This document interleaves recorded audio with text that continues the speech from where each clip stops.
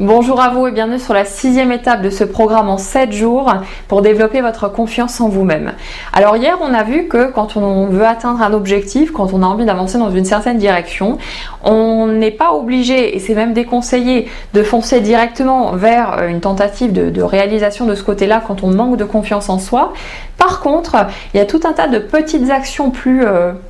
zen, moins effrayante, on va dire, qu'on peut mettre en place, qu'on peut concrétiser pour aller dans le sens de notre objectif sans pour autant viser l'objectif en lui-même et avancer trop vite. Donc en faisant de petits pas, en s'entraînant, en se mettant de nouveaux rituels en place quelque part pour pouvoir se sentir plus à l'aise, se sentir plus en confiance, les choses se font petit à petit, il faut juste le faire. Il faut juste le mettre en place et après voir ce que ça donne en allant toujours à son rythme. Alors aujourd'hui, je vous propose d'aborder une question importante, c'est quel est le prix à payer si vous ne bougez pas aujourd'hui? Ça veut dire que si vous ne dépassez pas ce manque de confiance en vous-même, si vous ne faites pas bouger les choses, qu'est-ce que ça va avoir comme impact négatif pour la suite de votre cheminement? Par exemple, si votre souhait de développer votre confiance en vous-même vient d'un désir d'améliorer vos relations avec les autres, d'avoir plus d'aisance avec les autres, ou pourquoi pas simplement de nouer une relation amoureuse parce que vous avez peut-être du mal à aller vers les autres de ce côté-là,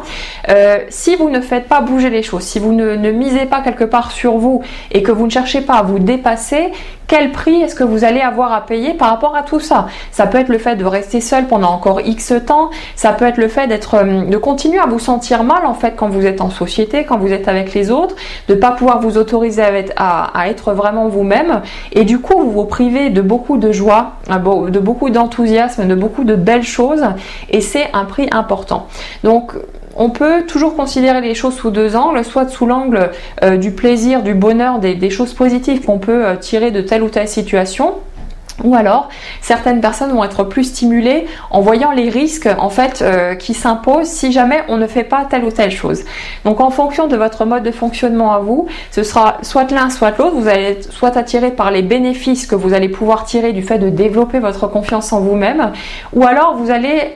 arriver à trouver cet élan, cette étincelle en vous focalisant sur ce que vous risquez de perdre en fait si vous ne faites pas bouger les choses. Donc je vous invite encore une fois à poser les choses par écrit, à prendre vraiment le temps d'y réfléchir tranquillement à votre rythme et de vous demander quel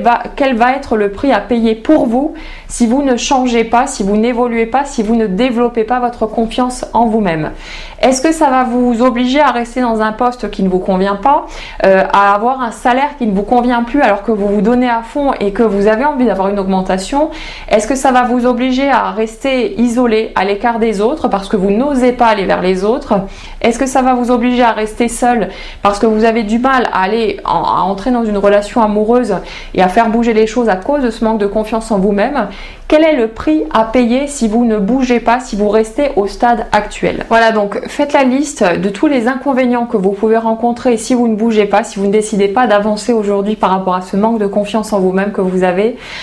Faites le tour de tout ce que vous risquez de perdre, de tout ce à côté de quoi vous risquez de passer en continuant à rester dans le positionnement que vous avez actuellement et vous allez voir que ça pourra vous servir de point d'ancrage supplémentaire. D'un côté, vous aurez vos pourquoi, vos motivations, ce qui vous pousse à vouloir vous dépasser, à vouloir changer et de l'autre côté, vous aurez tout ce que vous risquez de perdre, tout ce à quoi vous risquez de passer à côté et du coup, ça va vous servir de stimulant supplémentaire pour vous donner l'élan nécessaire pour continuer à avancer, pour relever de nouveaux défis, pour vous dépasser, pour faire de petits pas supplémentaires en dehors de votre zone de confort et ça vous servira aussi pour vous booster, pour vous stimuler et petit à petit acquérir une confiance en vous-même toujours plus grande, donc ça en vaut vraiment la peine.